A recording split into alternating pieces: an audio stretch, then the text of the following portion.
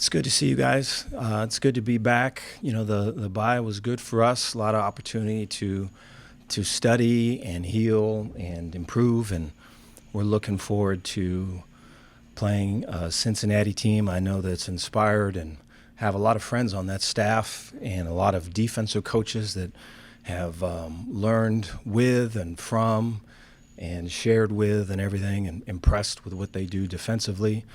I know offensively, their run game and just their motions and their shifts are going to test us, and so we're excited about the opportunity to play and go out and get a win. With that, take any questions you guys got. Dave, what were the things you targeted most during the bye week, and did you see improvement in those areas?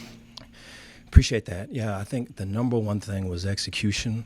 I think, and then doing what we need to do execution-wise in a violent manner, right? And taking again, and I know this is a repeated thing, but taking again what we've done in practice and then applying it into the game, and especially when it matters most. And so I think the execution, the edge that's needed, the play the game the way it needs to be played when it matters most is the focus.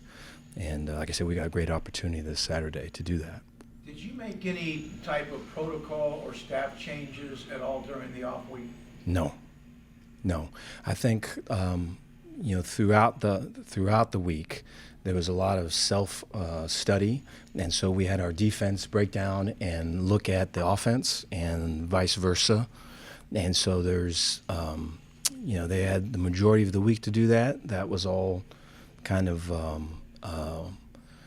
delivered and deciphered on Thursday, and I thought there's a lot of learnings in that, and we're really leaning into that and applying a lot of those truths, however ugly, bad or good, to help us get better. And so I think we're going to lead with what the facts are and try to get better there. Dave, Emery Jones seems to be that mobile type quarterback that y'all have struggled with at times. Mm-hmm. Does it help that y'all have gone against some guys like that this year? Appreciate that. Yeah, I think his ability to create. There are times for sure where he threads a needle. There's times where he goes through his progression reads, and he is effective as a drop back passer. I think when he is at his best is when he is on the move, when things break down, when there's creative plays to be made. I think this last week, coming off some time to reflect for them, they had a bunch of QB runs, and more so than in the past, and so I can only see them leaning into that more. Y'all are near the bottom in rushing offense this season. What are the keys to kind of get that part of the offense going a little bit more in the second half of the season? Appreciate that. Yeah, we talked throughout the bye about throwing it in order to run it, and so I think that's a big emphasis for us, and that's something that has to change from the beginning of the year of trying to run it and run it again, and then not be successful, and then throw it at the end of the down, on third down.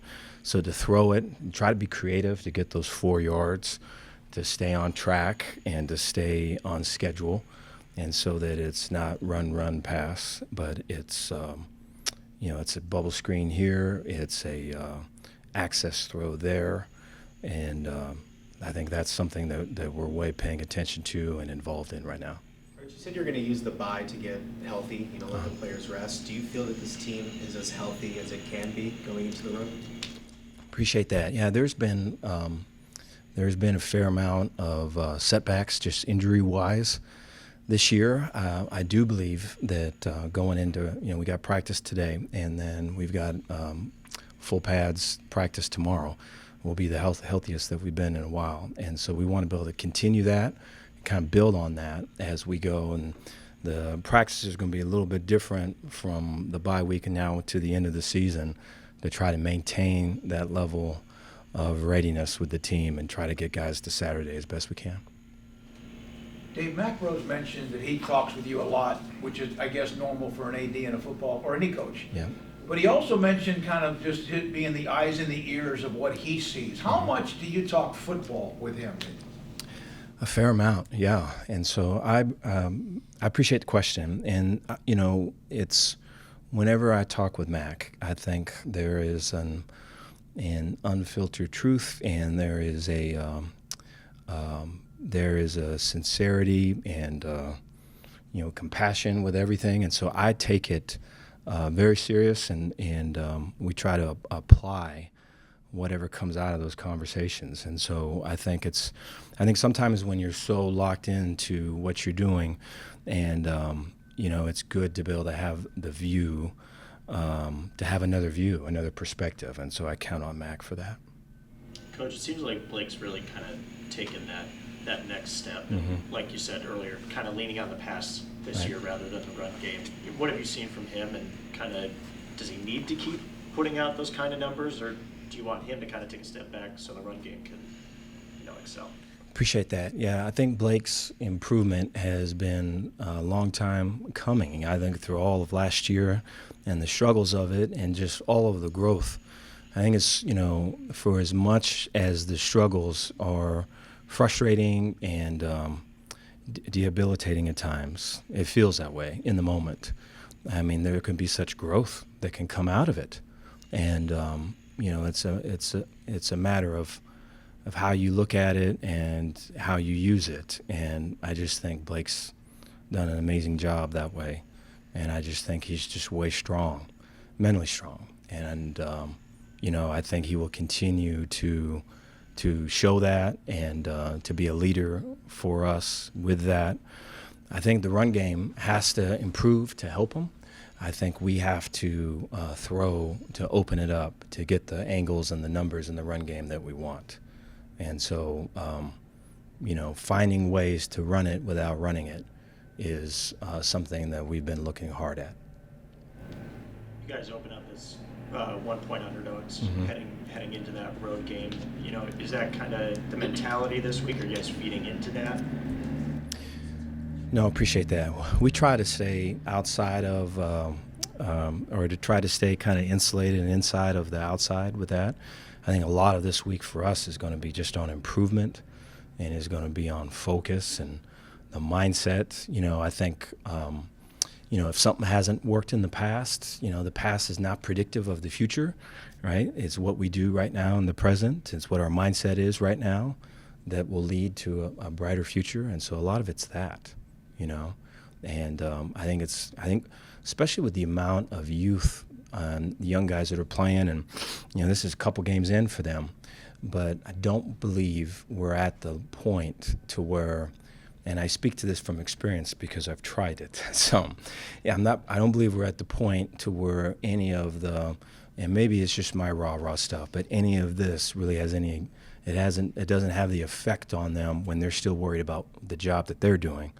Right, their execution for this play, their ID, their communication, picture just changed. I gotta see this. I gotta say that, and so any form of, outside coming in, I think just muddies the water, and so we want that really clear so they can be confident in what they do, and play to their utmost ability, and so that's the view going in.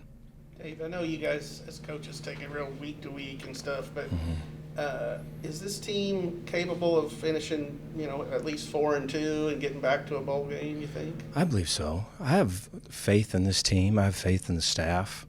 I've got faith in everybody here, and it's for sure frustrating to know that you're not performing at the level that you can. And when you see it in spurts and then you don't see it when it matters, that hurts, And so then what do you do with that? And how do you move on from that? And I think that's been a big part of this year. And I just feel in trying to be able to continue to pour into our people and get them to see the strength of the team and what the team is capable of doing, I think will pay off. And I feel like we're on that track. Dave, second road game, obviously last one, historic comeback for you guys. What aspect of being on the road do you think your guys maybe lock in a little bit more than maybe being at home? Or, what's the difference? We've talked about how, road games, maybe it's a different setting. It's a way to block out. There's no real noise from being at home, right? What do you kind of see from your guys on the road maybe? Appreciate that. Yeah, I think you've mentioned a few of them. I think the other ones is that it's just us, whereas I think sometimes when you're at home, first of all, we have to play better at home, and it's disappointing with how we've played, and it's not something that's acceptable. But I think when you're on the road, it's just us, and it's just very clear, and there's nothing else. And so when you have them in the hotel on Friday, and then whatever time you have them on Saturday, it just kind of hits home that it's us versus all of Ohio, and us versus the town of Cincinnati. And it's just us. And I think, it's always that way. But when you're on the road, it's much more clear of a picture. Coach, I know Cincinnati has great history with developing secondary guys. They even have some size at those positions. And when you look at the receiver room, and Monterey is a guy, probably the best weapon and target right now. How do you feel about him going in some of those matchups? And do you think there's a potential that they've kind of maybe figured him out a little bit, or that, he's kind of number one guy on their radar in terms of the pass game? Appreciate that. I think I think defensive staff-wise, know a bunch of their people and their coaches, and are way impressed with them, and just their growth in the profession, and the defenses as they're playing now. I think they make it hard on folks.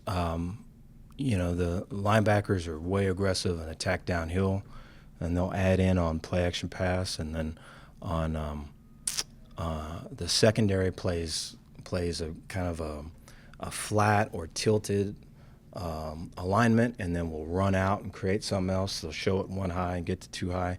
Long Island did a little of this when we played them. And so the pre-snap look is not what you're going to get in the post-snap. So you got to play through the down. Meanwhile, they're just kind of screaming up the field, whether it's the front or the linebacker group. And so they make it tough on you, And so I think within all of that, though, I think our outside receivers, have been itching to play better. And I think the last two games have not been a testament to what they're capable of, and they're looking for an opportunity to kind of show what they can do. And then I think, because of that, Monterey's been more singled up and has had more of an opportunity. And so to see kind of where it goes in this game, right, there's a fair amount of single high, which would equate to kind of what it's been the last couple weeks. We got to perform better on the outside, and then we got to be more creative with Monterey in finding ways to get them touches that are not down the field throws that require us to pass protect. Mike Smith was a big loss. How did Josh fill in for him? And I was wondering if, while you were at LSU, did you help recruit him? Yes, appreciate that. Yeah, Mike was a big loss. Mike was really kind of the heartbeat of everything. And, for Josh to fill in, and to fill in with confidence and energy and excitement is kind of a testament to him. Josh has been kind of grinding it out for a while. And for a guy to be in the dark and then to have a shot at the light and be able to be ready in the moment, hey, it's your time, this is the check, this is the call, and to be on it is a cool thing. And it just shows that he was always kind of ready and positioning himself. And so I look for really good things from him coming up. I think his preparation is one of his strengths, and his care factor. Was a part of his recruitment at LSU, and so that kind of brings you back. But it was funny in just recruiting him, and just the relationship with him and his family and all of it have just become really tight. And so it's good to see him have some success and have a chance. Dave, as someone who's kind of a deep thinker, if that's the fair way to, what's the difference between you taking your time to make decisions as a head coach in season, which is a marathon, and having to be able to go like this constantly as well, week to week? Appreciate the question. Yeah, I think the the big questions, the big decisions, I think you're always looking to get a clear vision on that, a clearer perspective, and I think I always start with, hey, this we've all invested, we've all sacrificed for this to work. This is going to work, and then when it doesn't, you really got to look at, is it people, is it process, is it mindset, where it is, and so I think the ability to kind of go through all that and go through that with a fine tooth comb is way important, because what you want to get to is the truth, and so I think those big decisions are time consuming, and rightfully so. I think within those there are the week to week ones or the game to game ones, and those are all kind of part and parcel of the big ones. And so when you're spending time thinking about maybe it's this is how a Tuesday practice is going to be, or maybe this is how we're going to travel on the road, or maybe this is what our Saturday on a night game looks like. Any of those types of decisions, there's byproducts of that kind of come off of those thoughts. And so I think it's as it continues, as I go just in this role, those things have come a little bit easier because you spend more time thinking about them. Coach, the loss before the bye, obviously the team was frustrated, you were frustrated. What would a win on the road do for the team morale-wise? Appreciate that. Yeah, we need a win, and I think the staff and their families and our players and their families, we're working really hard to get one, And so I think to have some time off this past week at the end of the week and have some good work prior to it with some really strong truth-telling and adjustments and just all that in the middle of the week, or on that Thursday. And then having some time to reflect on it and kind of get juiced up for a really, really good week. And that's the feeling that we have now. And that's the feeling I know the guys have been lifting and working out this morning. And I know they're excited. I can hear them from down below. And so we're excited to go to work. This is a team that is together and believes, and we've invested a lot for that to be the case. And so we got to put it together and get a win. Not to break HIPAA, but you were talking about the players healing. How did you heal last week with whatever sickness or whatever you were dealing with? Oh, appreciate that. A lot of medication, yeah. I haven't really gone to like a doctor or have taken medication, but I was taking like 5 pills a day or something. And so I had them all labeled out to not, that's the first time that I've taken medication like that, but I'm glad that I did. I feel much better. Thank you. How was Mike Smith stuck with? Has he continued to be a leader even despite his injuries? He has, yeah, and I appreciate that. I think that's always hard. Your identification, what hurts you, no matter what you say, you're always going to identify yourself as a player or as a coach, and losing pokes at that. Injury, cuts the head off of that. And so I just think the words that were said before in all of it leading up to the injury kind of can be finally heard now, and I think there can be a ton of growth from this with him. And Mike's a very Mike is a thinker. He cares a lot. He wants to please. He wants to learn and grow, and so I think this is probably the greatest opportunity for him to do those things. And just it doesn't look probably the way that he thought it would look, And so for him to wrap his arms around it and embrace it is a cool thing. His family would be proud of him. Thanks, Ron. Okay, thank you guys.